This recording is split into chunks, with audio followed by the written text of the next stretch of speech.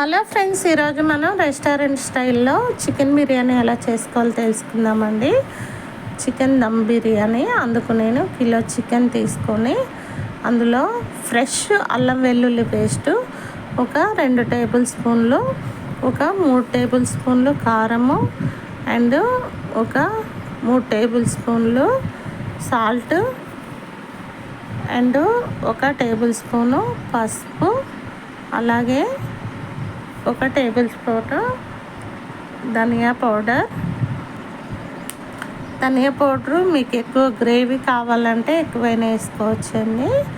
నాకు కిలో చికెన్కి అయితే ఒక టేబుల్ స్పూన్ సరిపోతుంది అనమాట. అందుకనేసి ఒక టేబుల్ స్పూన్ వేసుకున్నాను. అండ్ 2 టేబుల్ స్పూన్లు గరం మసాలా, ఇది నేను ఇంట్లో చేసుకున్నానండి. గరం మసాలా అది వేసుకున్నాను. ఒక 4-5 పచ్చిమిరపకాయలు ఇలా కట్ చేసుకుని వేసుకోవాలి. అండ్ ఫ్రైడ్ ఆనియన్స్ ఇవి ఫస్టే వేయించుకొని పెట్టుకున్నానండి, అవి వేసుకోవాలి. అండ్ ఇది బిర్యానీ మసాలా అండి. బిర్యానీ మసాలా ఒక 3 టేబుల్ స్పూన్లు ఉంటుంది. అలాగే ఇది ఆనియన్స్ వేయించుకున్నాం కదా, వేయించుకున్న ఆయిల్ అండి. ఆనియన్స్ వేయించుకున్న ఆయిల్ వేస్తే చాలా టేస్టీ వస్తుందన్నమాట చికెన్ బిర్యానీకి. ఎప్పుడైనా ఇలా ఇవన్నీ వేసుకొని మంచిగా స్మూత్ బ్యాటర్ వచ్చేలాగా ముక్కలకి అంతా మసాలా పట్టేలాగా బాగా కలుపుకోవాలండి. కొంతమంది ఇందులోనే పెరుగు వేస్తారండి, కానీ పెరుగు ఫస్టే వేయొద్దు. వేస్తే ముక్కలకి మసాలాలన్నీ పట్టవన్నమాట. సో ఇలా ముక్కలకి మొత్తం మ్యాగ్నేట్ చేసుకున్నాక ఒక 10 నిమిషాల పాటు ఇలా నెమ్మదిగా మంచిగా పట్టేలాగా మ్యాగ్నేట్ చేసుకోవాలండి. ఇలా చేసుకున్నాక ఒక 4-5 టేబుల్ స్పూన్లు పెరుగు వేసుకోవాలండి. పెరుగుది మిస్ అయిపోయిందండి. సో పెరుగు వేసుకొని ఇలా మొత్తం కలుపుకున్నాక ఇందులో ఒక 3 పెద్ద సైజు నిమ్మకాయలని రసం తీసుకొని నిమ్మరసాన్ని వేసుకోవాలండి.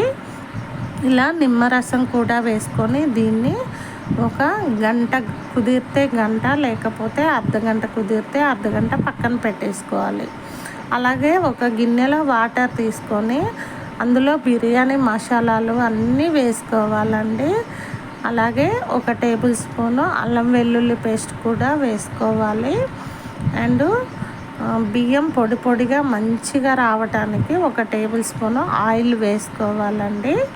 ఆయిల్ కూడా వేసుకొని ఇందులోనికి సాల్ట్ అండ్ రుచికి సాల్ట్ ఎప్పుడైనా ఉప్పగా ఉండాలండి, మన సముద్రపు నీళ్ళు ఉన్నట్టు ఉండాలన్నమాట.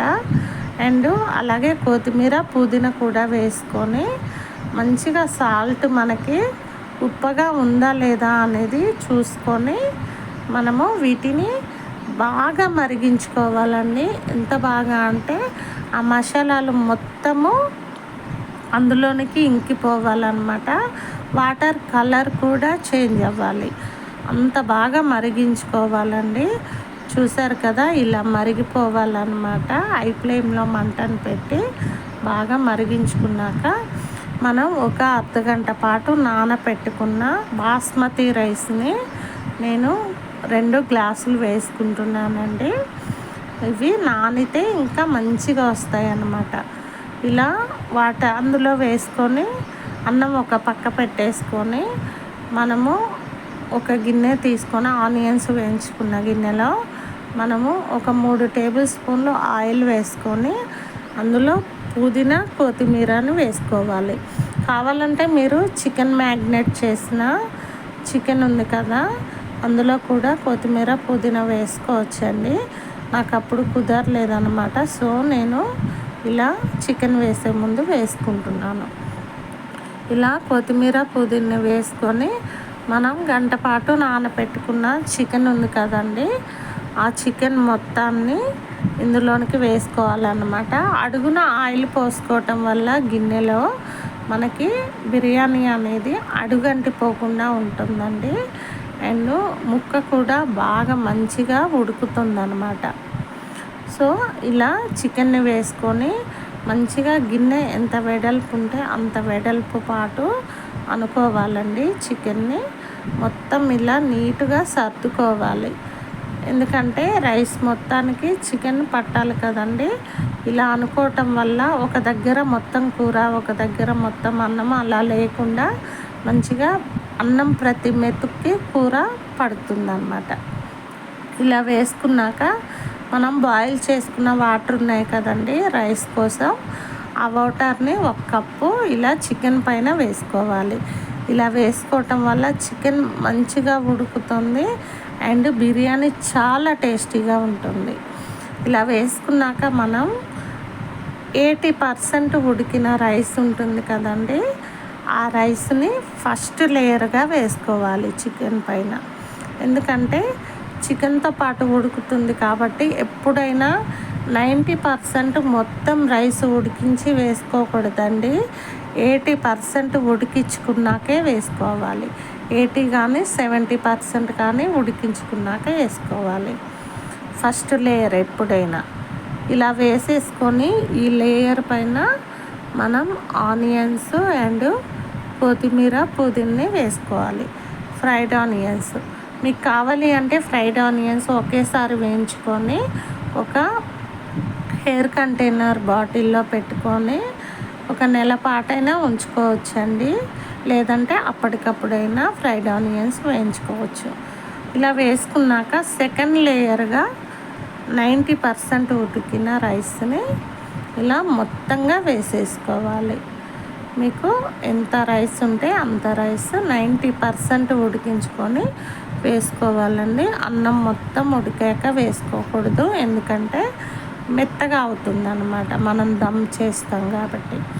ఇలా వేసుకున్నాక దీనిపైన కొత్తిమీర, పుదీనా అండ్ ఫ్రైడ్ ఆనియన్స్, అలాగే మనం ఫుడ్ కలర్ అండి, మీ దగ్గర షాప్రాన్ ఉంటే అదైనా వేసుకోవచ్చండి. కుంకుమ పువ్వుని పాలల్లో నానబెట్టి వేసుకోవచ్చు. లేకపోతే మన దగ్గర ఫుడ్ కలర్ దొరుకుతుందండి, ఆ ఫుడ్ కలర్నైనా ఇలా కొన్ని పాలల్లో కానీ వాటర్లో కానీ కలుపుకొని ఇలా వేసుకోవచ్చు. ఇలా వేసుకున్నాక పైన ఒక 3 టేబుల్ స్పూన్లు నెయ్యిని వేసుకొని ఇలా మూత పెట్టేసుకొని మనకి గాలి బయటకు పోకుండా, గిన్నెలోంచి ఆవిరి బయటకు పోకుండా ఒక పెద్ద గిన్నెలో మనం వాటర్ని పెట్టుకొని వేసుకోవాలి. ఇలా ఒక 10 నిమిషాలు హై ఫ్లేమ్లో అండ్ ఒక 10 నిమిషాలు మీడియం ఫ్లేమ్లో అండ్ ఒక 10 నిమిషాలు లో ఫ్లేమ్లో పెట్టి మూత తీసి చూసారు కదా, మనకి ఎంతో టేస్టీ అయినా గుమగుమలాడే బిర్యానీ రెడీ అయిపోయిందండి. దమ్ బిర్యానీ అసలు రెస్టారెంట్లో కూడా ఇలాంటి టేస్ట్ దొరకదేమో, అంత బాగుంటుందండి. మీరు ఇంట్లో తింటే ఖచ్చితంగా రెస్టారెంట్లోంచి తెచ్చారా అనేసి ఖచ్చితంగా అడుగుతారు మీ ఇంట్లో వాళ్ళు.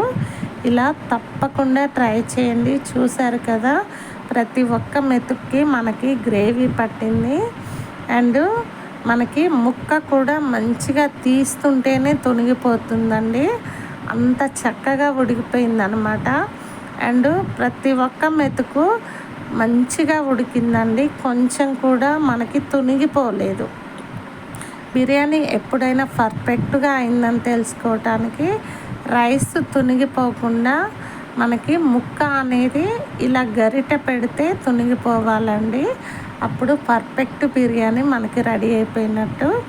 చూసారు కదా, ఎంతో టేస్టీ అయిన బిర్యానీ మనకి ఇంట్లోనే ఎంచక్కా సింపుల్గా చేసుకోవచ్చండి.